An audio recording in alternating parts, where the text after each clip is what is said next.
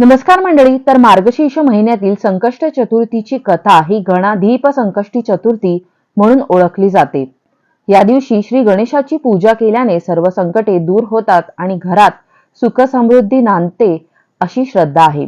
या व्रताच्या कथेनुसार पार्वतीने गणपतीला या चतुर्थीला कोणत्या गणेश देवाची पूजा करावी असे विचारले, तेव्हा गणपतीने उत्तर दिले की या दिवशी गजानन रूपाची पूजा करावी.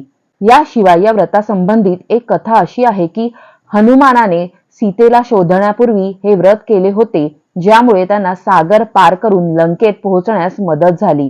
तर मंडळी, मार्गशीर्ष महिन्यातील संकष्ट चतुर्थी ही विशेषतः गणाधीप संकष्ट चतुर्थी म्हणून साजरी केली जाते आणि हे व्रत केल्यामुळे आपल्या जीवनातील सर्व प्रकारची संकट ही दूर होतात अशी श्रद्धा आहे. तर मंडळी, अधिक माहितीसाठी आपल्या चॅनलवरील मोठा व्हिडिओ तुम्ही पाहू शकता. तर बोला गणपती बाप्पा मोरया, मंगलमूर्ती मोरया.